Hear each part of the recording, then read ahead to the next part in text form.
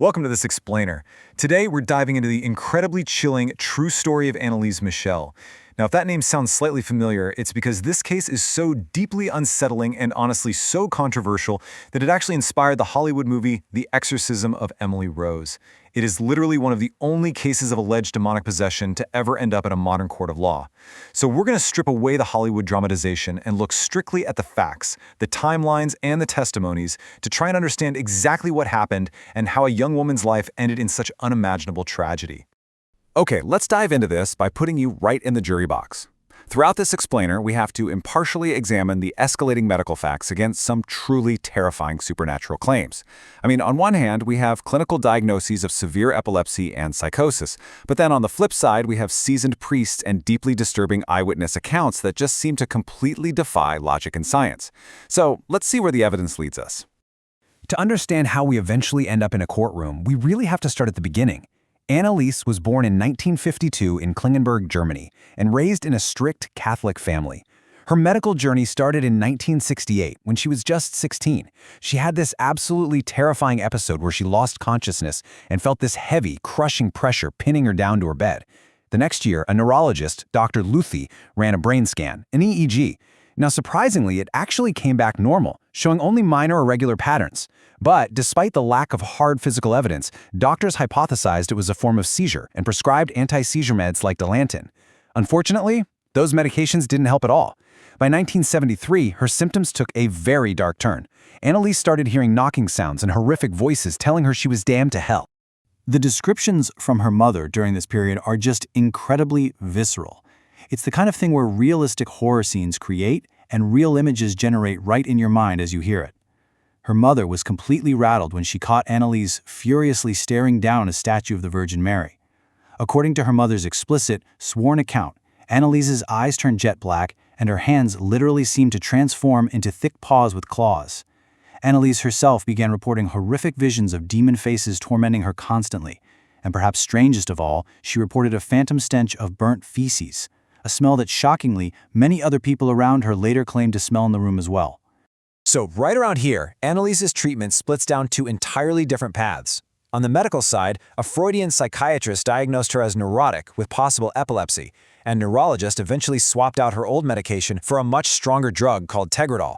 But entirely separate from the doctors, the family, who reportedly felt totally abandoned by modern medicine at this point, started seeking spiritual help.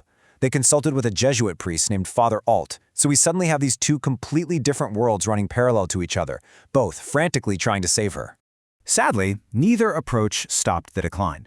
Fast forward to 1975, and her behavior became deeply disturbing and incredibly self-destructive. We're talking barely sleeping at all, choosing instead to pray fervently through the night until her knees literally bled. She began eating spiders and flies off the wall. She was observed licking her own urine from the floor, and she started actively, violently destroying sacred items in the house, tearing apart rosaries, crucifixes, and holy pictures. But it wasn't just self-harm. Witnesses started reporting physical abilities that totally defied her frail, deteriorating state. She was described as having strength that bordered on superhuman. Eyewitnesses claimed she could throw her fully grown sister around the room like a rag doll. And in one absolutely incredible instance, she supposedly squeezed a raw apple with just one hand until it literally exploded, sending fragments flying across the room. Think about the grip strength required to do that. This wildly escalating situation prompted an exorcism expert, Father Rodewyk, to recommend formal intervention. And when you look at the Vatican-approved signs of demonic possession, the alignment is genuinely chilling. The criteria include a profound aversion to the sacred, knowledge of hidden things, inordinate physical strength, and epileptic-like seizures where the person loses complete control. While Anneliese was actively checking every single one of those boxes. Following this assessment, the local bishop formally approved an exorcism to be carried out by another priest, Father Renz. So, Father Renz began the formal rites in September 1975. Now, what makes this case so thoroughly documented and so endlessly debated is that he actually allowed the sessions to be meticulously recorded. They captured 42 distinct audio tapes, and let me tell you, these tapes are profoundly disturbing. They contain the sounds of Anneliese screaming, growling, and speaking in these unrecognizable layered voices that listeners have described as absolutely bone-chilling. The sheer volume of this audio evidence paints just a grim picture of her daily reality. During these recorded sessions, Anneliese claimed to be possessed by multiple distinct entities. But one of the most inexplicable moments, That was when she named one of her tormentors as Fleischmann. She didn't just throw out a random name either. She provided incredibly accurate, highly obscure historical details about this real historical figure, a disgraced priest from the 1500s who had been excommunicated. For Father Alt, this was an icy shock. Theoretically, Anneliese should have had absolutely no way of knowing this hidden historical knowledge, yet she recited his life details with terrifying accuracy. Tragically, heading into the spring of 1976, her physical condition plummeted way beyond the point of no return. By May, she was banging her head against walls and biting herself so severely her family had to physically tie her up just to keep her safe. By June, her face had sunken in, she had a dangerously high fever, but she vehemently refused to see a doctor, insisting medicine was useless. On June 30th, she underwent her final exorcism, asking only for absolution. The very next morning, July 1st, 1976, she was found dead in her room. The absolute crucial factor in her final decline, and the direct cause of her passing, was the heartbreaking reality of her starvation. You see, Anneliese genuinely believed that unseen forces were forbidding her from consuming food. She wasn't just refusing to eat because of a loss of appetite. She explicitly described it as not being permitted to eat. She was completely trapped by her own terrifying convictions. It's a profound psychological horror, feeling commanded by demons to starve yourself, and it's something both the doctors and the priests struggled to navigate. The physical toll of this was absolute. She died of starvation at just 23 years old, and at the time of her death, she weighed a devastating 68 pounds. Her body was completely emaciated. Yet, remarkably, those who had to restrain her noted that right up to her final days, despite being so incredibly malnourished, she somehow still exhibited that terrifying physical strength. Her death came after she had endured a staggering 67 formal exorcism sessions over the course of 10 months. By the end, the family and the priests had placed literally all of their faith into these ancient rites, totally sidelining the medical system. And, as you might expect, a death under these extraordinary, prolonged circumstances immediately triggered a massive legal investigation into everyone involved. Because the story definitely didn't end with her passing.